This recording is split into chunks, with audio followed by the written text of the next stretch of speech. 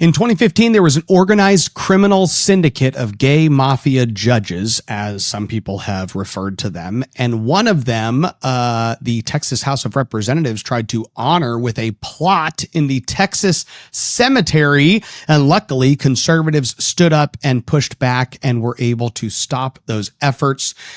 We also have a lot of other things moving on conservative policy, with a ban on in-state tuition advancing in the Texas Senate, and casinos making a last-ditch effort to hijack a policy that was actually just designed to make more affordable housing options, and they are trying to use this to give them an easier pathway to rezoning the land they own in Irving for use as a casino.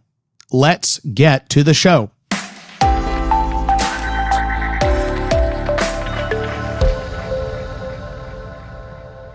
That was a bit of a lengthy introduction, a little longer than normal, but here's the reality. In 2015, there was a criminal syndicate, an organized criminal syndicate of what I have referred to as gay mafia judges. And these were some judges who wanted to make Texas as gay as possible. And so one of them, Judge Wahlberg, ended up conducting a number of illegal gay marriages. Representative Tony Tinderholt ended up reporting him to the Board of Judicial Conduct for his actions. And then also a probate judge, Guy Herman, in the fall of 2015, was the first judge to recognize two people of the same sex as married, and declared the Texas's definition of marriage as a man and a woman as unconstitutional. A probate judge in Austin County. Is anyone surprised? Not really. It's no surprise that a probate judge in Austin County would declare a marriage that defies all of human history as real, and would say that Texas's definition of marriage as a man and a woman is unconstitutional. What was a little surprising was when that came to the attention of the Texas House of Representatives, that it wasn't immediately disposed of. Now, what happened here is that the Texas Senate took up SCR 27, and SCR 27 passed the Senate unanimously. Now, what we now know is that no one really knew who this guy was. So Sarah Eckert, who is the state senator of Travis County, ended up saying, hey, we have this guy. We want to bury him in the state cemetery. Now, the reality is that every probate judge in Texas does not get a burial plot in the state cemetery. Otherwise, there would be, I don't know, the state cemetery would be the size of the city of Austin. Every single judge that's ever existed could get buried in the state cemetery.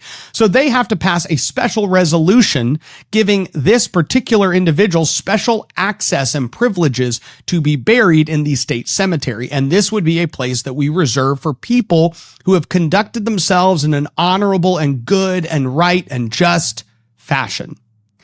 Now, what we now know is that the Texas Senate moved this bill having no idea who this guy was. There's just a ton of things they're doing, and I'm sure Senator Eckert just said, this is a judge that I know, and I believe that he's done a lot of good things, and we would like to put him in the state cemetery. So it passes out of the Senate Administration Committee unanimously and passes out of the Senate unanimously. And this resolution comes before the body in the Texas House.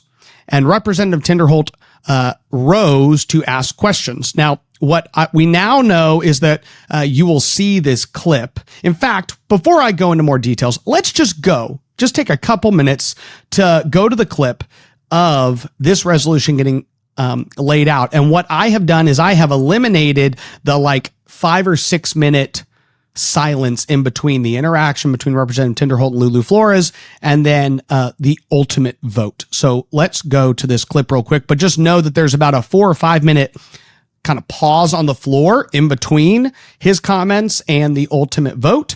And so it was about a 10-minute instance. Let's go to this clip. SCR 27 by Eckhart, authorizing the burial of Guy Herman in the state cemetery. Mr. Speaker. Mr. Tinderholt, for what purpose? Will the representative yield for a question? Let me recognize her first. The chair recognizes Representative Flores to explain the resolution. Mr. Tinderholt. This is a resolution authorizing or recommending the burial of probate judge Guy Herman, in the state cemetery. Will the representative yield for a question? The lady yield for questions. Yes, I'll yield The for lady questions. yields for questions. Are you aware that this is the judge that have filed a complaint to the the State Commission on Judicial Conduct on in 2015 for doing an illegal marriage that was, at the time, gay marriage was illegal, and he still did it. And so I'm going to be voting no. I just didn't know if you were aware of that. I'm not aware. I've known Judge Herman for 30 years, and he's an excellent probate judge and has been a resource to this House and to this body, this Capitol for many years. And so thank you for bringing that to my attention, but no, I was not aware. The problem is he's a judge that broke the law in 2015. So I just wanted folks to know that I'm planning on voting no, and I'm planning on coming up here to speak against it.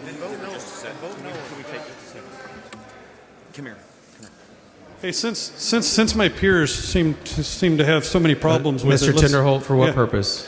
I would like to continue questioning the author of this bill. Does the general lady yield for questions?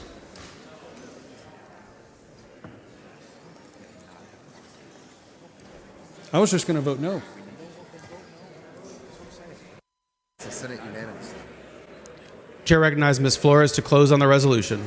Thank you, Mr. Speaker. I'd like to just say Judge Herman is an outstanding, he's been a resource to the House and the Senate for over 40 years.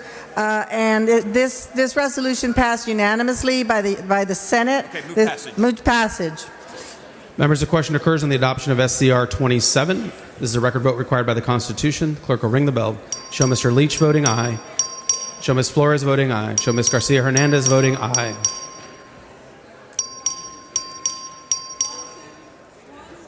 Show Ms. Swanson voting no.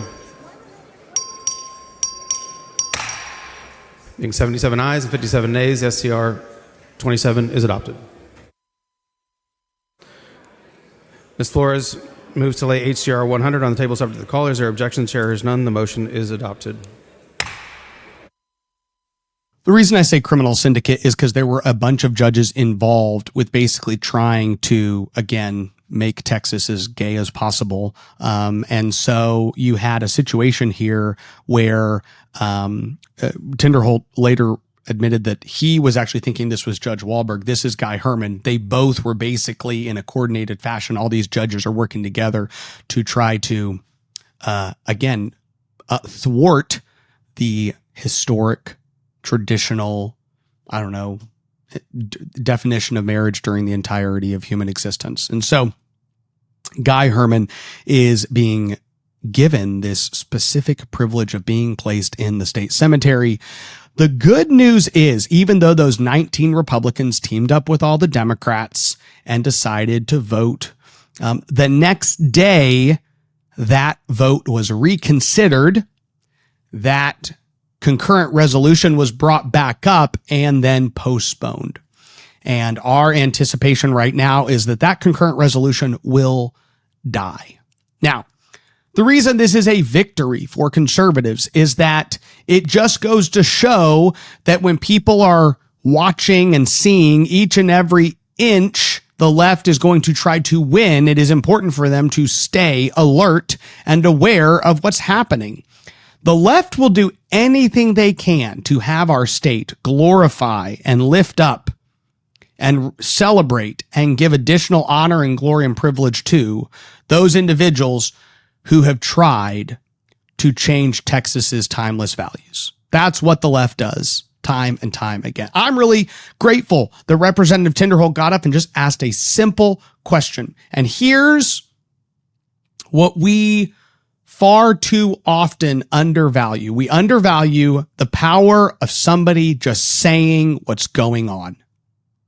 Just step up and say what's going on, because that alone caused 57 of the 88 Republicans to go, I'm not on board with this. Many of them are chairman of Dustin Burrows, who said, I don't want to give this guy a privileged position in the state cemetery after the way he conducted himself in his life.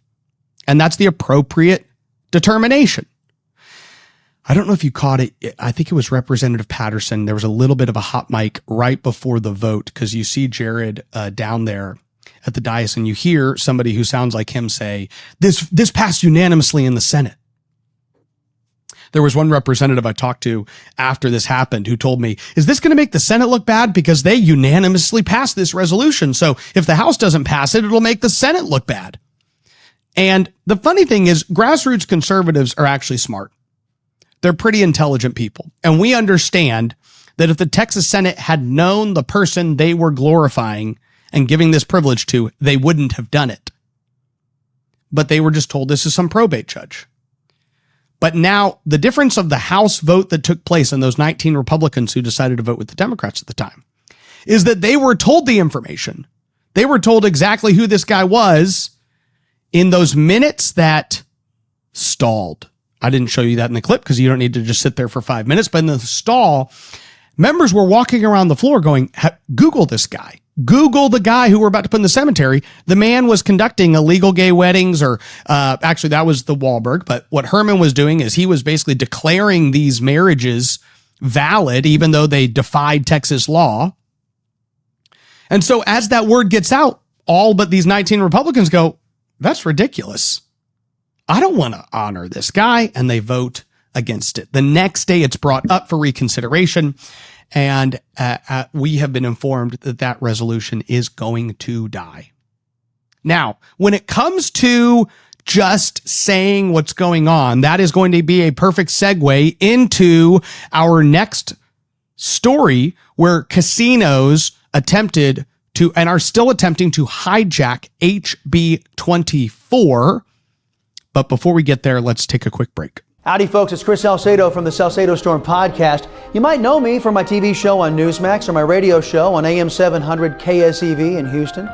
As a veteran broadcaster, author, and conservative political analyst, I've teamed up with Texas Scorecard to take a no-nonsense approach to the toughest questions Americans are wrestling with every day. Join me on the Salcedo Storm podcast, where I challenge the status quo and bring you fresh perspectives on the national, state, and cultural news. Tune in weekdays, available wherever you listen to podcasts. I am not an expert in zoning and municipal laws, but bear with me as I explain to you the various efforts that have been being made to create more affordable housing and easier and quicker development throughout the state of Texas. There are a number of bills. Some of them have to do with lot sizes. Some of them have to do with approval processes.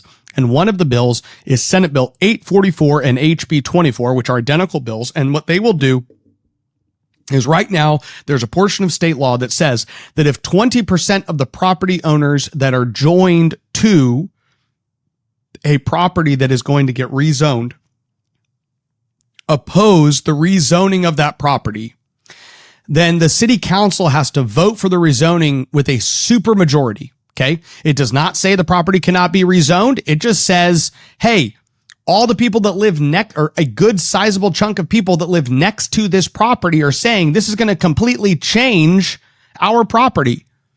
And so because of that opposition, it requires a supermajority of council. The steel manning of this policy is that in the event that this was going to drastically change somebody's way of life and the property that they've owned for a very long period of time, you would want the council to carefully consider those facts.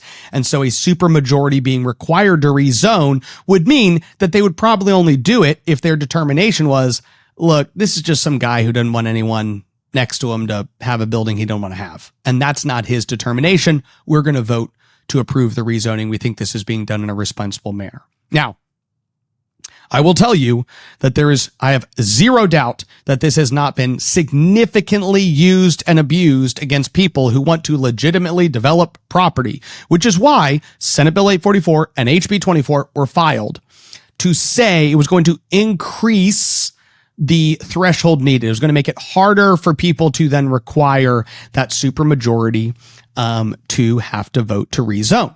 Now, I will say this though. The Senate prudently identified the fact that in Irving, Texas, we've talked about this, in Irving, Texas, Miriam Adelson and the Sands Casino Corporation bought this massive piece of property, and they want to move the Dallas Mavericks to Irving. And when they move the Dallas Mavericks to Irving, they want to build this Venetian-style hotel, arena, and casino. That is their goal. Their goal is to build this massive casino, hotel, sports arena. Everything's this massive deal. And Mark Cuban actually discussed this in a podcast he had with the All In podcast. And he said, look, I have sold significant ownership to Miriam Adelson, and the value of this team is probably kind of stuck unless we are able to get it incorporated in this larger casino push. And so they go to the Irving City Council and they ask the Irving City Council to now, before casinos are legal. Now remember, casinos do not have a path to legalization today, but they are spending millions of dollars every year in hopes that at some point they will get casinos in 4 or 6 or 8 years. That is their goal, to eventually get to a point of casino legalization.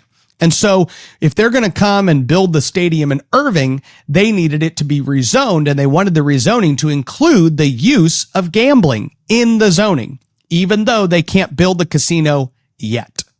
Because why build this massive place if you can't also build the casino once you're able to buy enough politicians to let you financially pillage the citizens of our state?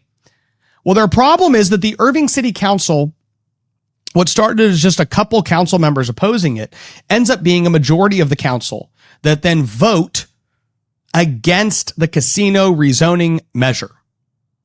So ultimately, Sands is forced to remove casinos from their rezoning request. And they kind of tried to save face. They actually went to the public and said, we've asked the council to take the gambling language out of the zoning, our zoning request. We have asked them, right? And they'd asked them because they didn't have the votes and they wanted it to look like they won. But ultimately, everybody knew that they lost. And we now know they lost because then Sands came in and spent, we have a bunch of different vehicles that have come in and spent money. It's relatively clear that this money is almost all coming from Sands Corporation in some form or fashion, but they've spent nearly $200,000 trying to come in and buy the city of Irving City Council. And they lost 2 of their 3 elections that they got engaged in, and one of the elections is now in a runoff. So what does that have to do with Senate Bill 844 and HB 24? Well, here's the thing. The Senate prudently recognized that this law would actually be used by Sands to try to lower the threshold needed on the Irving City Council, since they couldn't buy them, to approve their zoning change for gambling. And so they stick an amendment on Senate Bill 844 that actually says this doesn't apply to locations where gambling's taking place. I'm giving you the layman's terms of the amendment. Senate Bill 844 comes over to the House. What normally happens is if Representative Angela Orr has HB 24, she brings it to the floor. She then calls up the Senate bill because it's what we call over and eligible. And then they just pass that bill because the Senate already passed it. And then it goes straight back to the Senate, straight to the governor. It's easy peasy. She didn't do that. And she didn't do that. What we now know is she didn't do it on purpose, because that bill had language on it that excluded casinos from the bill.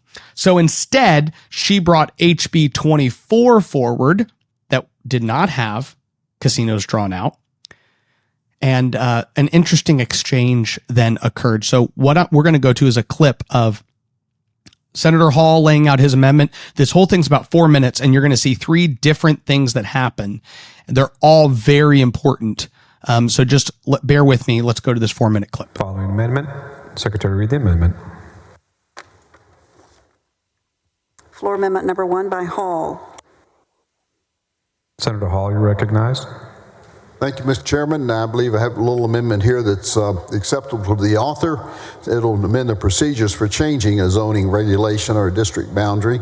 And I appreciate this bill to simplify the requirements to the procedures for changes to a zoning regulation or district boundary. However, there is one area where I believe that the 60% threshold is too high a bar for a governing body to respond to the people in the community. And that is a case where a particular zoning change would potentially enable a location in a community that would be used in the operation of gambling or sports betting.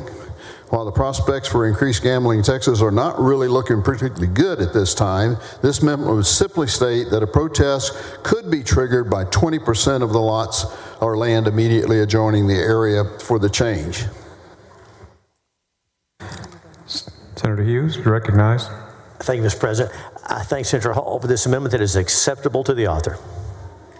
Questions on the adoption of floor amendment number 1. Is there objection? Hearing none. Amendment is adopted. Mr. Speaker, Mr. Hopper, for what purpose? would the lady yield for questions? Does lady yield for questions? Yes.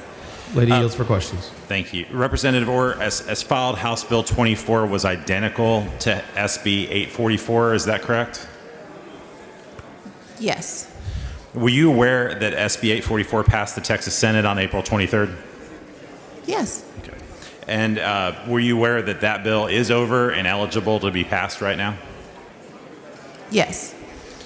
Were you aware that there's an amendment added by Senator Bob Hall in the Texas Senate? Yes. Were you aware that that amendment created a subsection 3 on page 2, which says that at least 20% of the area of the lots or land immediately joining the area covering the proposed change and extending 200 feet from that area? Please confine your remarks to the bill in front of the body.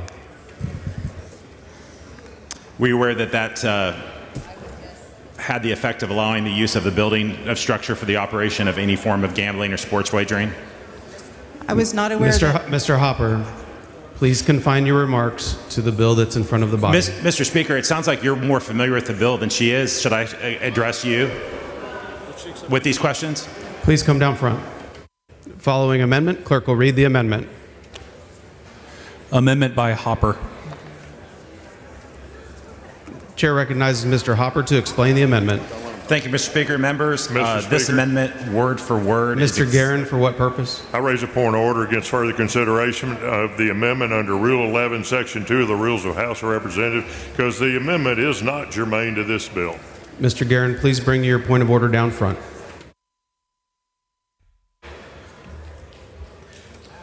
Mr. Guerin raises a point of order against further consideration of the Hopper Amendment, Amendment Number 2, under Rule 11, Section 2, on the grounds that the amendment is not germane to the bill.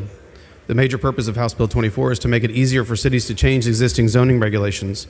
It accomplishes this purpose in part by altering the procedural thresholds for protesting certain proposed zoning changes and overriding certain protests.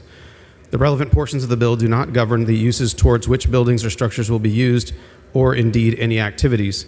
The amendment's alteration of the bill's procedural thresholds is expressly related to those having the effect of allowing for the use of a building or structure for the operation of any form of gambling or sports wagering. Thus, the major purpose of the amendment is to discourage a particular type of zoning change and to regulate particular activities, gambling, and wagering. The amendment's references to use and operations appear to extend the bill beyond the immediately contemplated uses of the property to be rezoned. Accordingly, the point of order is well taken and sustained. So as is evidenced by that clip, the casinos got caught, right? And I really appreciated Representative Andy Hopper's questions. I said we underestimate the value of just standing up and saying what's actually happening. But that's what he did. And so he stood up and said, wait a second, we have another bill over here. We haven't pulled it up, right? Yeah. Did you know? Yes. Did you know they amended it? Yes. Did you, like, everything's clear. Okay. So now we know you knew exactly what was happening. And this is intentional. And Charlie Guerin's there to call a point of order. And Charlie literally authored the casino gambling bill last time. So like, it's all very clear. And when these people call points of order, sometimes they call it, they make some points, but other times they have this like 2-page brief that's written by a lawyer that somebody paid $10,000 to write. And that was clearly done in this instance. And so Representative Guerin, likely knew this well in advance, and they knew this would potentially come up, and they had a plan to try to keep it off. So what the legislature was told by the speaker's ruling is that the only way you're allowed to pass this particular bill as it's drafted is including casinos. You're not even allowed to debate or vote on whether casinos should get these protections, which is unfortunate, but it really makes this piece of legislation very problematic. And you'll hear that in Representative Hopper's speech against the bill. And then I want you to also see the interaction between Representative Orr and Schatzline that occurred after Hopper's speech. Let's go to this clip. I'm here to speak against House Bill 24. I really would like everyone to understand that I'm not against development, not against rezoning, not against reducing regulation. What I am against is allowing Las Vegas Sands and the casino lobby to control this Texas House. An identical version of this bill was filed and passed in the Texas Senate last month with one small change. An amendment by Senator Bob Hall that makes sure that we don't make it easier for casinos or sports betting gambling to rezone over the objections of their neighbors. That amendment passed unanimously in the Senate. Representative Orr could have brought this bill. She still could, and we could get it over to the governor's desk this week, but she didn't. Instead, she brought her version of the bill, which does not have this amendment. I brought an amendment to fix this issue, this exact language offered by Senator Hall and unanimously passed by the Senate. And when I did, Charlie Guerin, who was the author of the casino gambling bill last session, brought a point of order against the amendment, and Speaker Burrows sustained it. If you oppose predatory gambling, if you don't think the Texas legislature should make it easier for casinos to come to Texas, your only option is to vote no on House Bill 24 and send a message to leadership that we can pass Senate Bill 844, which is over and eligible instead. Members, please join me in voting no on this bill. Does anyone else wish to speak on for or against House Bill 24? Hearing none, the chair recognizes Ms. Orr to close on the bill.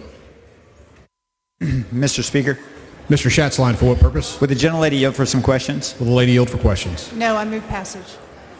Oh. Not at this time.